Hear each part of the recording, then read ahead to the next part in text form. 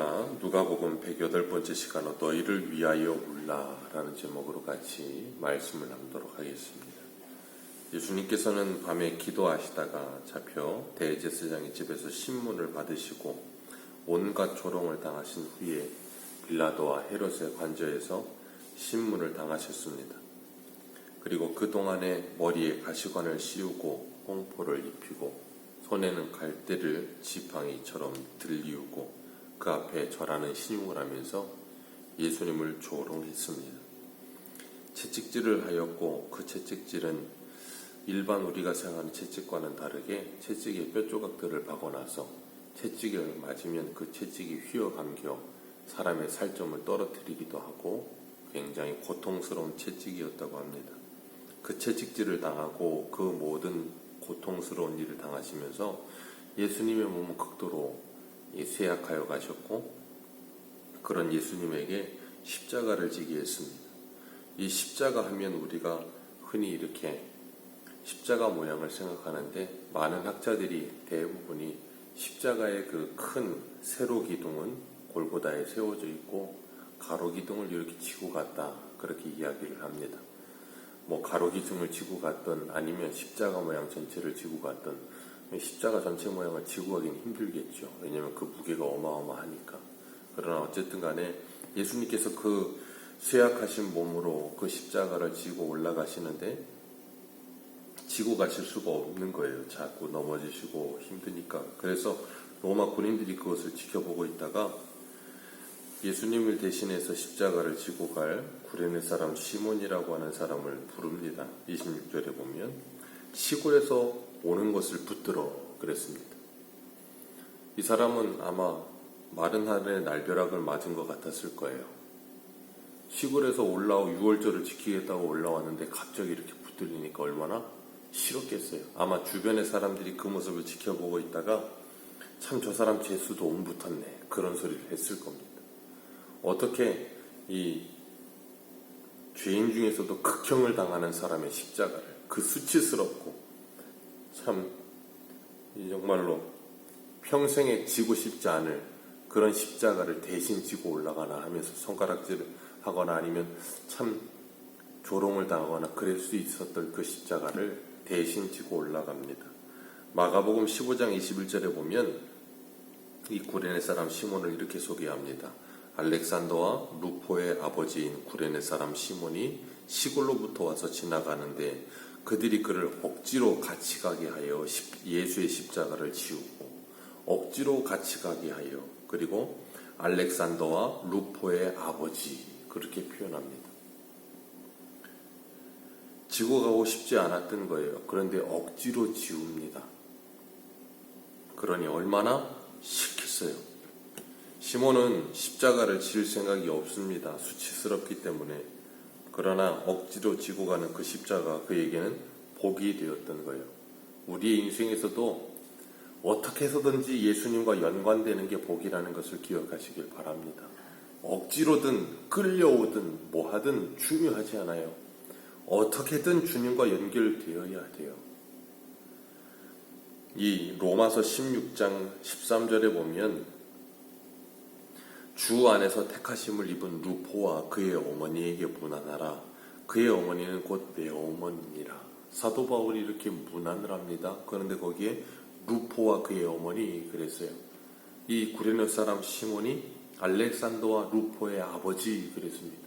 그러니까 그 구레네 사람 시몬이 억지로 예수님의 십자가를 지고 가는 가운데 그가 뭐 했겠어요? 그 예수님을 믿게 된 거예요. 그리고 그만 믿는 것이 아니라 그 자녀들과 아내까지도 전부 다 예수님을 믿게 되는 겁니다.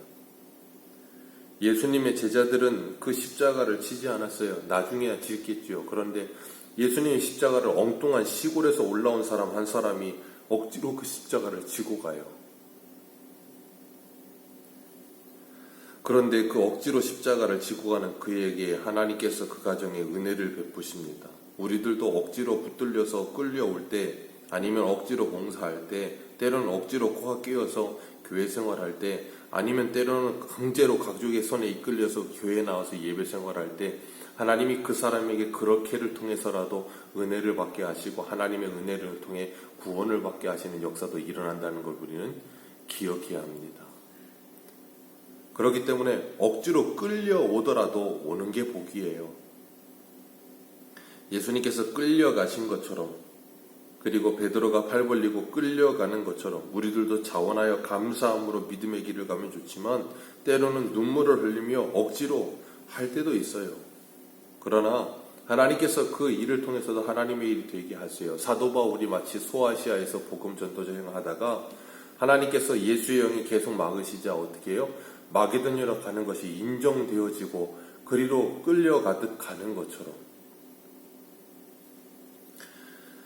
예수님께서 가시는 십자가의 길에 사람들이 따라가면서 무리도 있고 예수님 때문에 가슴을 치며 울며 따라가는 여인들도 있었다. 그렇게 28절에 말합니다. 이 큰 무리들이 모두 다 구경을 하기 위해 따라왔어요. 시몬은 억지로 십자가를 졌고, 그리고 한 무리는 구경을 하고 있고, 한 무리는 예수님 때문에 울고 있고, 예수님께서 그 우는 여인들을 향하여 뒤돌아보시면서 뭐라 그러셨어요? 28절 같이 한번 읽습니다. 시작. 예수께서 돌이켜 그들을 향하여 이르시되 너희는 살리는 자들아 나를 위하여 울지 말고 너희와 너희 자녀를 위하여 울라. 아멘. 나를 위해 울지 말고 너희와 너희 자녀를 위해 울라 그러셨어요. 우리들이 왜 울어야 하는가? 주님께서 우리에게 분명하게 말씀하고 계시는 거예요. 아, 참 안 됐다. 그래서 우는 것도 중요해요. 예수님을 따라가면서 예수님이 당하시는 그 모습을 보면서 울지 않으면 그것도 감정이 메마른 거지요. 남자들이 울었다는 소리는 없지만 여자들이 울었다고 해요. 참 여자들에게 좋은 이 달란트지요. 여자들이 눈물이 많아요. 그건 뭐냐면 굉장히 감성적이라는 거예요. 다른 사람의 아픔을 쉽게 공감할 수 있는 공감 능력이 뛰어나다는 거죠. 우리의 신앙생활에 있어서 그런 건 참으로 필요한 겁니다. 그런데 주님께서는 그것보다 너희와 너희 자녀들이 어떤 실정에 있는지를 더 자세히 알아라 그렇게 말씀하시는 거예요.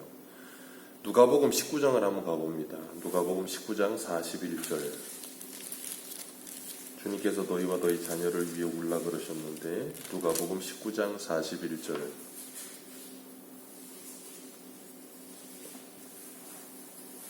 41절에서 44절입니다. 같이 읽습니다. 시작. 가까이 오사 성을 보시고 우시며 이르시되 너도 오늘 평화에 관한 일을 알았더라면 좋았을 뻔하였거니와 지금 내 눈에 숨겨졌도다. 날이 이를지라 내 원수들이 토두를 쌓고 너를 둘러 사면으로 가두고 또 너와 및 그 가운데 있는 내 자식들을 땅을 메어치며 하나도 돌 위에 남기지 아니하리니 이는 내가 보살핌을 받는 나를 알지 못함을 인함이라 하시니라. 아멘. 주님께서 예루살렘을 바라보시면서 우셨어요. 주님께서는 이 눈이 있으셨던 거예요. 그렇기 때문에 그들이 주님 때문에 울고 있을 때 뭐라 그러세요? 내가 너희들을 위해 울었다. 너희들도 무엇을 위해 울어야 하는지를 분명히 알아라. 우리가 어저께 저녁에도 예레미야 예스겔 할 때 오늘 본문에 있는 이 토둔을 쌓고 하시면서 이 예루살렘이 무너질 것에 대해서 말씀하신 이 43절과 44절의 이 모습이 에스겔에도 그대로 나오잖아요. 하나님께서 그 모습을 통해서 에스겔에게 뭐라 그러셨어요? 너는 허벅다리를 치며 애통하며 울 것이니라 그러셨단 말이에요. 하나님께서 에스겔을 통해서 말씀하시기를 뭐라 그랬는가 하면 이 예루살렘과 이 이스라엘 땅의 수많은 죄악된 모습들을 바라보면서 애통하며 우는 자들의 이마에 인을 치라 그렇게 표현을 하세요. 에스겔 7장인가 어디에 그렇게 말씀하시면서 뭐라 그러는가 하면 어린아이부터 노인까지 그 이마에 인을 친 자들은 건드리지 말라 그렇게 말씀하십니다. 그러니까 이 땅에 고통스럽고 안타깝고 그런 모습들을 보면서 애통하며 우는 자들이 누구예요? 바로 주님의 마음을 가지고 주님의 시선을 가진 사람들. 그래서 그 이마에 인을 친 사람들. 계시록에는 그 인친 자들이 뭐예요? 하나님의 택하심을 받은 자들. 그래서 아버지와 어린 양의 이름이 쓰여졌다 그렇게 표현하잖아요. 인쳤다는 게. 그런 것처럼 그런 하나님의 마음을 가지고 하나님의 시선을 가지고 우는 자들을 주님이 뭐하세요? 구원하시는 거예요. 그런 것처럼 지금 너희들의 실정이 이렇다는 거예요. 이제 예수님 돌아가시고 나면 앞으로 40년 후에는 이런 어마어마한 예루살렘이 멸망하는 심판이 일어날 텐데 그 심판을 바라보면서 뭐하냐면 울어야 된다는 걸 말씀하시는 거예요. 정말로 AD 70년에 로마 티토스 장군에 의해서 예루살렘이 그렇게 멸망당합니다. 그 일을 위해 울어라 라고 말씀하시는 거예요. 30절 말씀 오늘 본문에 보시면 그때에 사람이 산들에 대하여 작은 산들에 대하여 우리 옆에 우리 위에 무너지며 우리를 덮어달라 하리라.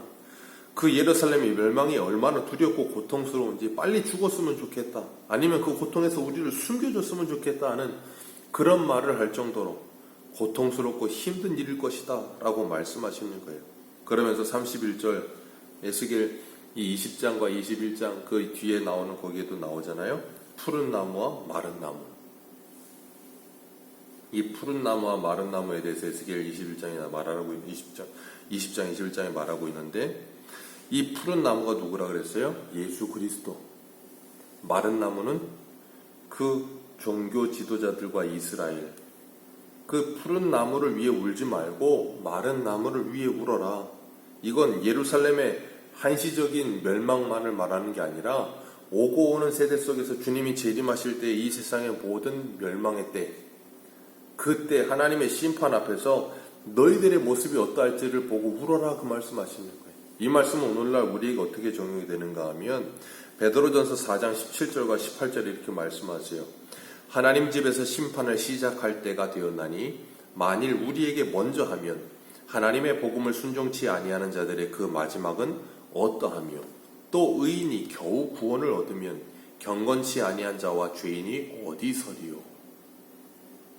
마지막 때에 하나님의 심판이 하나님의 집에서부터 시작한다는 거예요. 하나님의 집에서부터 시작이 되어 그 푸른 나무에서부터 시작이 되어 마른 나무에 이르기까지 다 심판할 건데 그 푸른 나무에서부터 하나님의 심판이 시작된다면 마른 나무 어떻게 되겠느냐 그 말씀하시는 거예요. 예수님이 이런 일을 당한다면 너희들은 어떻게 했느냐 그 말이에요. 예수님이 인간의 죄 때문에 이 모든 일을 당하시는데 예수님이 당하신 이 죽음을 보고도 너희들이 울지 않으면, 내 죄 때문에 울지 않으면, 그리고 주님의 마음을 갖지 않고 이 시대를 보면 울지 않는 자들, 그들은 뭐예요? 이 심판보다 비교도 안 될 만큼의 심판을 당할 거라는 거예요. 그들이 뭐 영원한 지옥 속에서 영원한 고통을 당하게 될 것을 주님 말씀하시는 거예요. 그렇기 때문에 하나님을 믿는 자들은 심판을 받지 않으며, 그리고 그 하나님을 믿는 자들은 뭐예요? 이 시대를 바라보며 우는 거예요. 그래서 에스겔 9장에서는 에스겔에게 그러셨잖아요. 이마에 표를 하라. 예루살렘의 그 죄악되고 가증한 일을 보면서 우는 자들에게 이마에 표하라. 오늘 우리들은 무엇을 위해 울고 있습니까? 많은 사람들이 돈이 사라지면 웁니다. 자신의 경제활동이 끝나면 웁니다. 자신의 권력이 떨어지면 웁니다. 자신의 건강이 사라지면 웁니다. 그런데 우리는 정말 내 죄 때문에 울고 있는가? 우리는 정말 내 가정이 예수 그리스도 안에서 하나 되지 않는 것 때문에 정말로 울고 있는가? 우리는 내 교회가 하나님의 말씀대로 움직여지지 않는 모습을 보면서 진짜 울고 있는가? 우리는 이 나라가 정말로 이 나라에 있는 교회들이 하나님의 말씀대로 바르게 서지 못하는 모습을 보면서 애통하며 울고 있는가? 목소리를 높여 싸우는 것은 잘하는데 정말로 이 나라를 위해 울고 있는가? 주님 그러셨어요. 너희와 너희 자녀들을 위해 울어라. 오늘 지금 우리들은 무엇을 위해 울고 있습니까? 우리 안에 정말 주님의 마음과 주님의 시선을 가지고 정말 내 모습을 보면서, 내 가정을 보면서, 내 교회와 나라를 보면서 주님의 안타까운 마음을 가지고 울게 되어지는 그런 놀라운 하나님의 은혜가 우리 안에 임하기를 주님의 이름으로 축복합니다. 기도하겠습니다.